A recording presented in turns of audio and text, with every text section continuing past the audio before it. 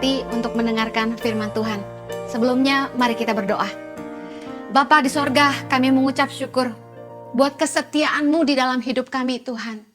Terima kasih kalau di masa-masa sulit ini, Tuhan terus menyertai kami dan melindungi kami. Bapa, sebentar firman-Mu dibagikan, berbicaralah buat kami, Tuhan. Tumpahkanlah isi hati-Mu, biarlah setiap kami boleh memahami apa yang Tuhan mau. Tolong hamba-Mu Tuhan, karena sungguh tanpa Engkau hamba tidak mampu. Biarlah Kristus yang selalu dipermuliakan dalam hidup kami, demi nama Yesus kami berdoa. Amen. Mengasihi orang yang berbeda. Roma 13 ayat 8-9. Perikopnya berjudul, kasih adalah kegenapan hukum Taurat. Ayat 8 berkata begini, janganlah kamu berhutang apa-apa kepada siapapun juga, tetapi hendaklah kamu saling mengasihi. Sebab barang siapa mengasihi sesamanya manusia, ia sudah memenuhi hukum Taurat. Ayat ke-9, karena firman jangan berzina, jangan membunuh, jangan mencuri, jangan mengingini, dan firman lain manapun juga sudah tersimpul dalam firman ini, yaitu kasihilah sesamamu manusia seperti dirimu sendiri. Tahukah Anda bahwa mengasihi sesama adalah kehendak Tuhan yang mutlak dalam hidup kita? Kasih itu sebuah kata yang sangat mudah diucapkan, tetapi tidak mudah untuk dilakukan. Dalam hidup kita, kita harus akui bahwa mengasihi orang yang berperawakan baik, berkarakter baik, menyenangkan, apalagi orang-orang yang menguntungkan dalam hidup kita, itu cukup mudah. Mengasihi orang-orang yang meskipun kita tidak kenal, tapi mereka tampan. Perhatikan saja, orang-orang yang begitu gemar nonton film Korea, sampai jatuh cinta sama artis-artisnya. Mengasihi orang-orang yang berperawakan tampan, cantik, berkarakter baik, menyenangkan, cerdas, apalagi orang-orang ini menguntungkan dalam hidup kita, pastilah mudah. Tetapi untuk mengasihi beberapa orang itu butuh kasih karunia tersendiri. Tapi kita mau belajar taat kepada firman Tuhan karena Tuhan memberikan perintah dalam hukum Taurat yang kesimpulannya adalah kita harus belajar mengasihi orang lain seperti diri kita sendiri. Tadi saya sampaikan bahwa mengasihi sesama adalah perintah Tuhan yang mutlak dalam hidup kita. Jadi bagaimana caranya kita belajar mengasihi orang-orang yang berbeda dengan kita? Bagaimana caranya kita belajar mengasihi orang-orang yang tidak mudah untuk dikasihi?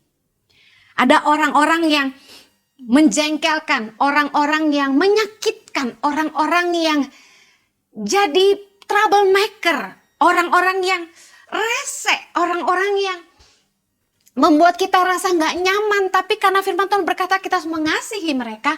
Nah sekarang masalahnya, bagaimana belajar mengasihi orang-orang yang sulit dikasihi dalam hidup kita? Yang pertama, terimalah kekurangan orang lain seperti Tuhan juga mengasihi kita apa adanya. Saya ingin setiap kita menyadari bahwa ketika Tuhan bertemu dengan kita, pertama kali kita mengalami perjumpaan dengan Tuhan, kita lahir baru, ingat-ingat kejadian itu.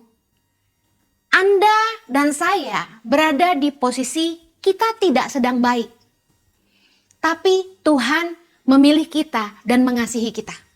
Roma 15 ayat yang ke-7 berkata begini, sebab itu terimalah satu akan yang lain, sama seperti Kristus juga telah menerima kita untuk kemuliaan Allah. Dikatakan oleh Rasul Paulus di dalam Roma 15 ayat yang ke-7 bahwa kita harus belajar menerima satu dengan yang lain. Kita punya kekurangan, orang lain juga punya kekurangan. Bagaimana caranya supaya kita bisa belajar menerima kekurangan mereka seperti Tuhan juga menerima kekurangan kita? Sekali lagi saya ingin ingatkan, ketika kita mengalami perjumpaan dengan Kristus pertama kali, keadaan kita tidak sedang baik-baik saja. Saya punya peliharaan burung di rumah. Saya beri nama Faith dan Ashley. Faith ini burung yang sangat indah luar biasa. Sementara Ashley, ketika pertama kali kami membeli Ashley ini penampilannya kurang baik. Burungnya bagus sebenarnya, tapi sedang mengalami apa itu istilahnya, bulu-bulunya rontok semua dan tampangnya nggak bagus. Pemilik sebelumnya tidak memelihara Ashley dengan baik, kurus, bulunya berantakan. Dan apa yang terjadi? Faith selalu menyerang Ashley, nggak suka sama Ashley. Faith ini selalu menggigit Ashley. Kami coba tunggu 1 minggu, tetap tidak mau berteman. Kami taruh kandangnya sebelahan, tetap tidak mau berteman. Kami tunggu 2 minggu, tetap tidak mau berteman. Kami tunggu 1 bulan, tetap tidak mau berteman juga. Setelah 3 bulan kemudian, kami coba lepaskan Ashley supaya bisa jadi satu kandang dengan Faith. Apa yang terjadi? Faith menyerang Ashley. Tapi setelah 4 bulan kemudian, bulu-bulu Ashley mulai tumbuh. Ashley mulai tampak begitu cantik. Ya, Faith ini jantan, Ashley ini betina. Bulu-bulu Ashley mulai kelihatan begitu cantik. Dan apa yang terjadi? Sekarang mereka akrab sekali, suka bercanda. Dan kelihatan sekali Faith mulai menyukai Ashley.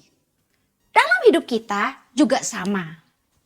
Kita cenderung suka sama orang yang menurut kita cantik, ganteng, punya kelebihan.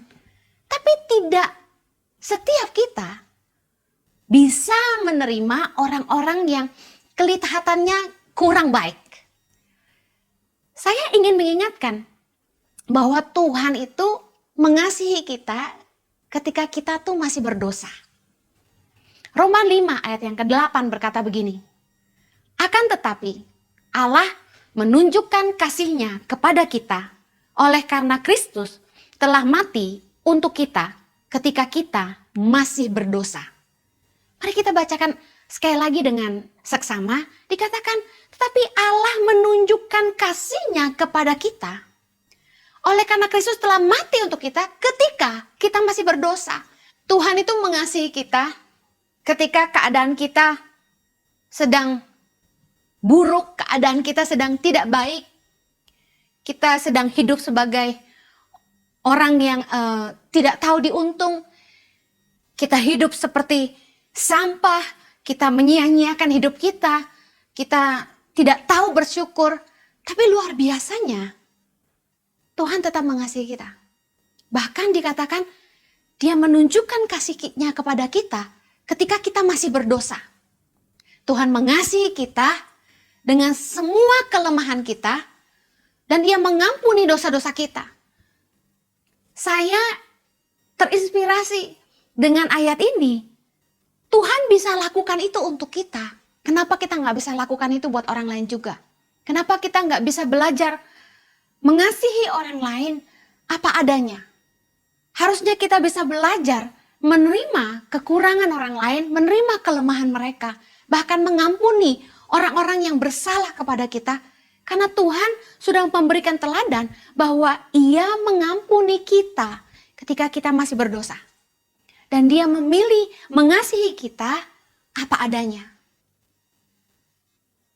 Luar biasa betapa kita punya Tuhan yang tidak menuntut kita sempurna untuk kita bisa menjadi anak-anaknya. Banyak orang tua jasmani yang gak bisa menerima kekurangan anak-anaknya. Tapi Bapa di sorga mengasihi kita dengan segala kelemahan kita. 1 Yohanes 4 ayat 10 bilang gini, inilah kasih itu. Bukan kita yang telah mengasihi Allah, tetapi Allah yang telah mengasihi kita dan yang telah mengutus anaknya sebagai pendamaian bagi dosa-dosa kita. Ayat 11, saudara-saudaraku yang kekasih, jikalau Allah sedemikian mengasihi kita, maka haruslah kita juga saling mengasihi. Tuhan mengajar kita lewat firman ini bahwa Tuhan telah menunjukkan kasihnya kepada kita. Dia menerima kita dengan segala kelemahan, kekurangan, ketidaksempurnaan. Dan dia memilih untuk mengampuni segala pelanggaran kita. Sebagai sebuah contoh bahwa kita juga harusnya bisa mengasihi orang lain dengan segala kelemahan mereka, dengan segala kekurangan mereka. Dan belajar mengampuni orang-orang yang bersalah kepada kita. Dalam beberapa khotbah saya mengingatkan bahwa ketika ada orang yang dating dan memutuskan untuk menikah, mereka harus buka mata mereka lebar-lebar dan harus mengerti sungguh-sungguh siapa orang yang akan mereka nikahi. Mereka harus tidak hanya menghargai dan menerima kelebihan orang itu, tapi mereka harus juga bisa belajar menerima kekurangan orang itu. Dan kalau memang mereka sungguh-sungguh mengasihi orang itu, kasih itu menutupi banyak sekali pelanggaran. Kasih membuat kita mampu menerima kekurangan pasangan kita. Kasih membuat kita tidak hanya menghargai kelebihan orang, tapi kasih membuat kita bisa menerima kekurangan mereka juga. Saya bersyukur karena Tuhan telah menunjukkan teladan bahwa ketika Tuhan memilih untuk mengasihi kita dan mengampuni segala dosa-dosa kita melalui penebusan karya Kristus di kayu salib, kita hari ini harus bisa bercermin dan berkata kepada diri sendiri, dosa lu yang banyak aja Tuhan bisa ampuni. Kamu yang kotor, penuh dengan dosa, Tuhan bisa terima dan Tuhan bisa mengasihi kita. Kenapa kita nggak bisa terima kekurangan orang lain juga? Permasalahan dalam pernikahan seringkali saya temukan bukanlah karena perbedaan sebenarnya. Tapi karena kita nggak bisa menghargai orang yang kita kasihi dan menerima kelebihan dan kekurangannya di saat yang sama. 1 Yohanes 4 ayat 20-21 berkata, jikalau seorang berkata, aku mengasihi Allah dan ia membenci saudaranya, maka ia adalah pendusta. Karena barang siapa tidak mengasihi saudaranya yang dilihatnya, tidak mungkin mengasihi Allah yang tidak dilihatnya. Ayat 21, dan perintah ini kita terima dari dia, barang siapa mengasihi Allah, ia juga harus mengasihi saudaranya. Firman Tuhan berkata gini, kalau kita nggak bisa mengasihi orang yang kelihatan, kita nggak mungkin bisa mengasihi Tuhan yang tidak kelihatan. Omong kosong. Jadi bagaimana kita membuktikan bahwa kita mengasihi Allah? Yaitu dengan mengasihi sesama kita. Nggak mudah untuk mengasihi semua orang, tapi Tuhan mau mengingatkan kita kalau Tuhan saja bisa menerima kekurangan kita dan mengampuni dosa-dosa kita, seharusnya kita juga bisa belajar mengasihi orang lain juga. Yang kedua, bagaimana kita belajar mengasihi orang yang berbeda dengan kita? Bagaimana kita belajar mengasihi orang-orang yang sulit dikasihi dalam hidup kita? Yang kedua, hargailah perbedaan. Tuhan itu menciptakan setiap orang unik dan berbeda. Nggak ada satu orang pun yang sama. Kisah Rasul 10 ayat 34 berkata begini, lalu mulailah Petrus berbicara, katanya, sesungguhnya aku telah mengerti bahwa Allah tidak membedakan orang. Setiap orang dari bangsa manapun yang takut akan dia dan yang mengamalkan kebenaran berkenan kepadanya. Tuhan kita adalah Tuhan yang tidak membeda-bedakan orang. Bahkan dalam Yakobus dikatakan iman itu tidak bisa diamalkan dengan memandang muka. Kita tidak boleh memandang bulu, miskin kaya, suku dan lain sebagainya. Kita nggak boleh membeda-bedakan orang. Tapi sebaliknya Tuhan mau kita menghargai perbedaan. Sadarilah bahwa setiap orang diciptakan unik dan berbeda. Hanya karena orang lain gak sama dengan kita, bukan berarti mereka gak berharga. Kita tuh seringkali gak suka sama orang yang beda dengan kita. Makanya ada istilah birds always fly with the same feather. Burung selalu terbang dengan sejenisnya. Kenapa? Lebih nyambung. Kita gak suka sama orang yang beda sama kita. Saya mau kasih tahu. Enggak apa-apa Anda nggak suka sama orang yang beda sama Anda, tapi Anda juga harus hargai mereka. Karena Tuhan menciptakan setiap kita berbeda. Saya punya anak kembar, identik. Mereka sama sekali nggak sama. sombong itu merasa dirinya lebih baik dari orang lain. Amsal 11 ayat yang kedua. Jikalau keangkuhan tiba, tiba juga cemooh. Tetapi hikmat ada pada orang yang rendah hati. Kalau Anda rendah hati, Anda pasti punya hikmat bahwa, hey, orang gak bisa milih dilahirkan di mana, dengan warna kulit apa, wajah seperti apa, rambut seperti apa. Setiap orang tuh gak bisa milih lahir ke dunia ini dengan sosok hitam, putih, kuning, coklat. Gak bisa milih. Tapi herannya, kita gak beda-bedain orang. Ketika keangkuhan tiba, tiba juga cemooh. Artinya apa? Seringkali tuh kita mencemooh orang lain karena kita melihat kita lebih baik dari mereka. Contoh, yang putih merasa yang hitam jelek. Padahal ketika kita merendahkan orang lain, tahukah Anda, kita sedang merendahkan pencipta mereka. Belajarlah menghargai semua orang. Jangan pernah merendahkan orang. Amsal 17 ayat yang kelima berkata begini. Siapa mengolok-ngolok orang miskin, menghina penciptanya. Siapa gembira karena suatu kecelakaan tidak akan luput dari hukuman. Amsal 14 ayat 31 berkata, siapa menindas orang yang lemah, menghina penciptanya.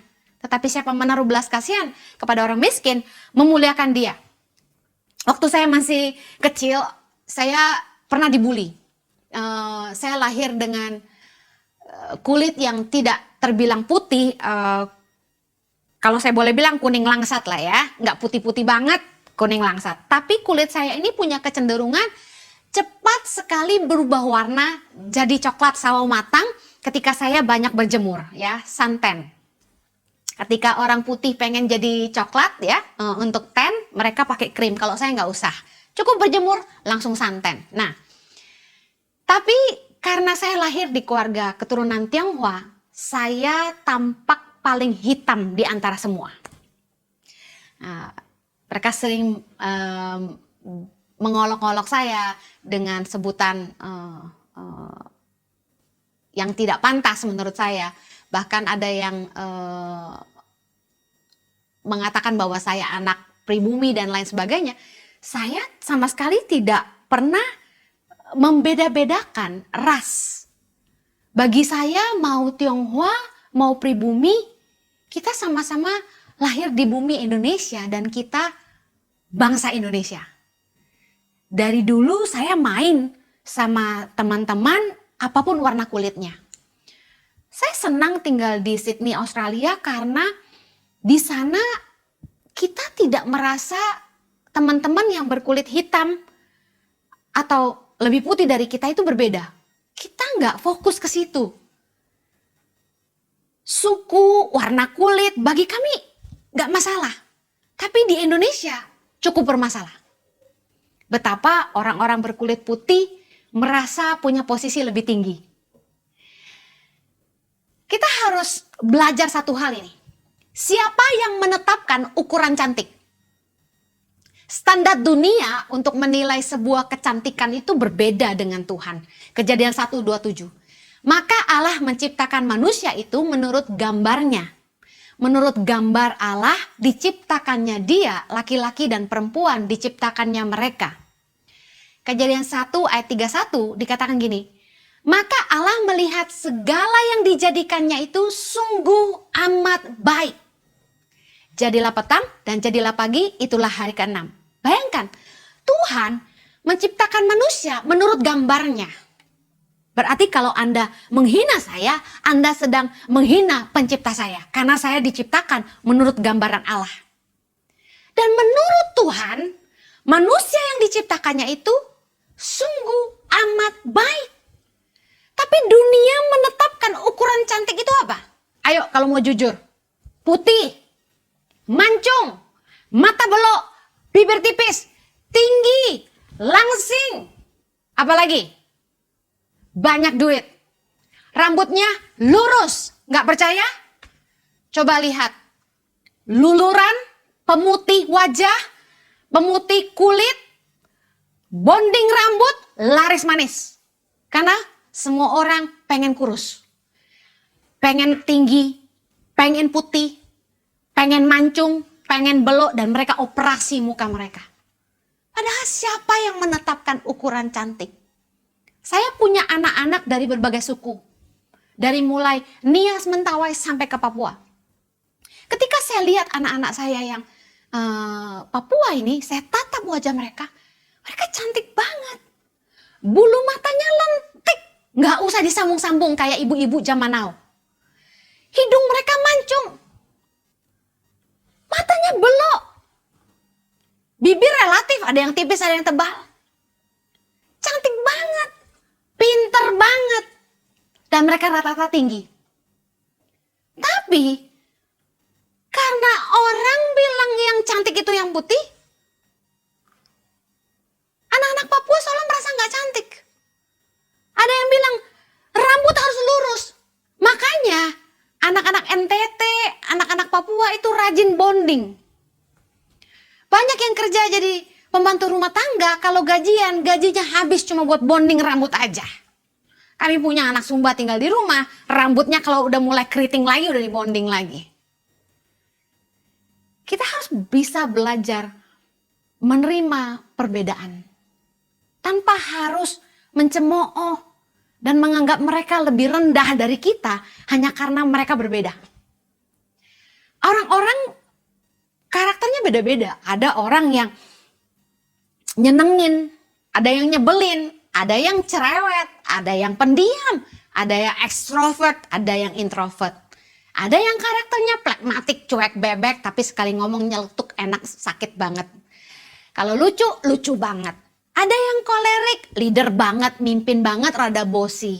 Ada yang melankolik, melo-melo, senangnya denger lagu slow. Gampang nangis, hatinya gampang tersentuh, gampang kasihan sama orang. Ada juga yang sanguin, ramah, bisa bergaul dengan siapa aja, paling berisik biasanya, paling rame, tapi karakternya nyenengin dan modal sanguin, biasanya temennya banyak. Nah, beberapa orang itu lebih suka sama orang yang tipe sanguin, tapi beberapa orang yang lain senang sama yang melankolik. Saya kasih contoh saya sama Jojo aja.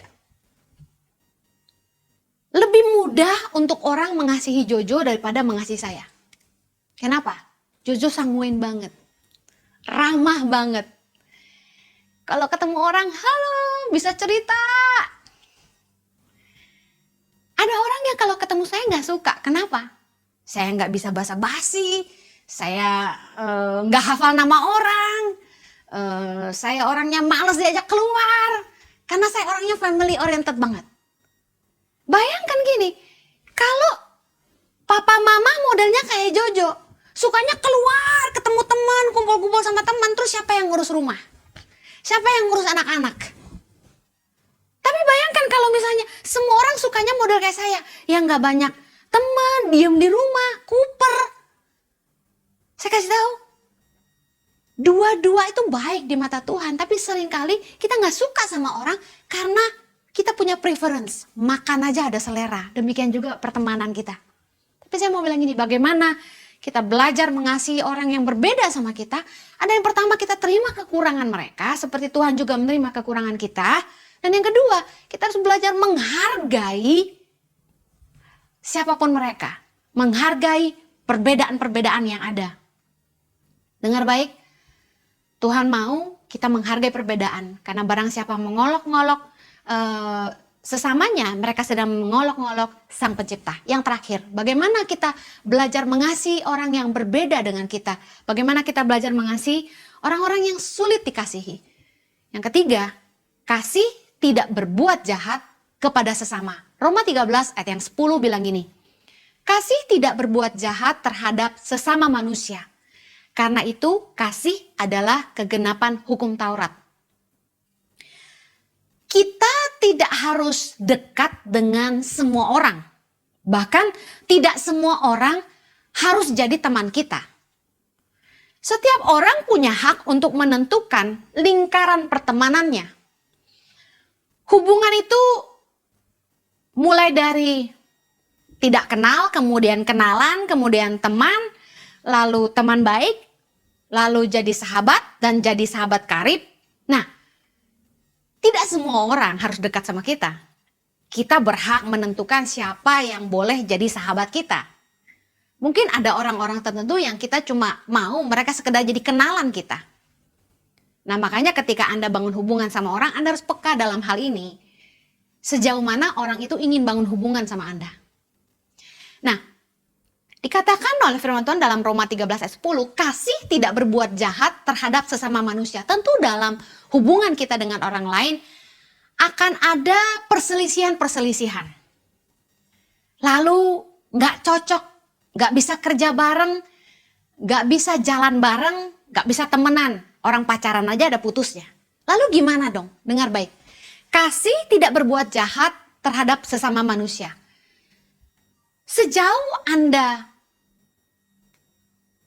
bisa baik-baik dengan semua orang, tidak masalah Anda tidak berteman dengan mereka. Yang penting Anda nggak jahat sama mereka. Pasti Anda berpikir, kok kita milih-milih teman? Firman Tuhan mengajar kita untuk tidak bergaul dengan beberapa kelompok orang. Amsal 24 ayat 1 contohnya, jangan iri kepada orang jahat, jangan ingin bergaul dengan mereka. Firman Tuhan mengajar kita untuk tidak bergaul dengan orang jahat. Boleh nggak kita pilih-pilih siapa yang boleh jadi teman kita? Boleh dong. 1 Korintus 5 ayat 11. Tetapi yang kutuliskan kepada kamu ialah supaya kamu jangan bergaul dengan orang yang sekalipun menyebut dirinya saudara adalah orang cabul, orang kikir, penyembah berhala, pemfitnah, pemabuk, atau penipu. Dengan orang-orang demikian, janganlah kamu sekali-kali makan bersama-sama. Makan bersama tuh bangun hubungan. Orang kalau ngajak kita makan bareng-bareng, makan sama-sama, berarti orang itu punya intensi untuk bangun hubungan yang lebih dengan kita. Nah, firman Tuhan berkata, jangan bergaul dengan orang yang cabul, kikir, penyembah berhala, pemfitnah, pemabuk, penipu. Jangan bahkan makan sama dengan mereka. Berarti firman Tuhan mengajar, kita berhak memilih siapa yang ada dalam lingkaran pertemanan kita. Nah, masalahnya gini, kalau kita nggak suka sama orang, kebanyakan orang cenderung ngejelek-jelekin orang lain. Ketika kita berselisih paham dengan teman, berselisih paham dengan atasan, berselisih paham dengan keluarga, kita malah berusaha menjatuhkan mereka. Kita malah berusaha menjelek-jelekan mereka. Padahal gini, harusnya kita ngerti, kita punya hak menentukan lingkaran pertemanan, siapa yang dekat dengan kita. Tetapi gini, kita harus jaga hubungan baik dengan semua orang. Mengasihi itu tidak berbuat jahat. Artinya gini, mengasihi orang lain berarti kita nggak perlu berbuat jahat sama mereka.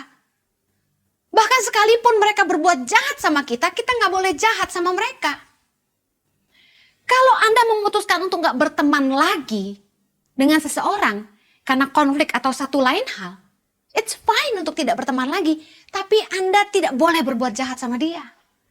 Perselisihan bisa terjadi, tapi harus tetap diselesaikan dengan baik. Dan kita harus punya satu goal, jaga hubungan baik dengan semua orang.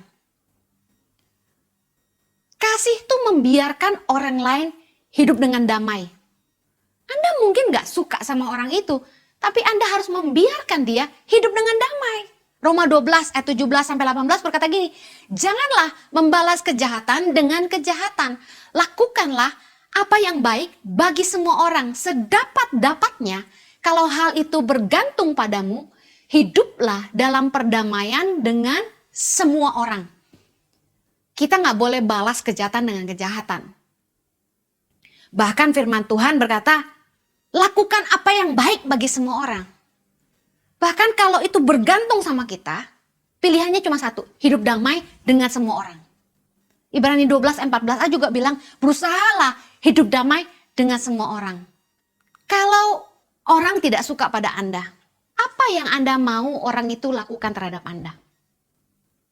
Karena kita nggak bisa ngelarang orang untuk tidak suka sama kita. Orang punya hak untuk suka atau tidak suka sama kita. Kita nggak bisa marah hanya karena mereka nggak suka sama kita. Kita nggak bisa maksa orang untuk suka sama kita. Tapi kalau orang itu tidak suka sama kita, apa yang kita harus lakukan?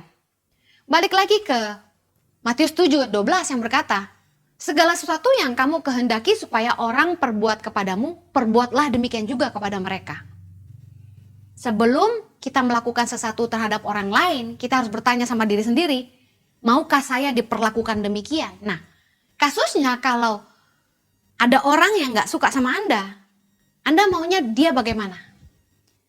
Kalau saya akan memilih gini, oke, kamu boleh gak suka sama saya, tapi paling enggak, jangan ganggu saya. Mari jalani hidup masing-masing. Jangan saling mengganggu. Toh tidak semua orang harus jadi teman. Tapi jangan sampai kita membenci orang lain. Jangan simpan akar pahit.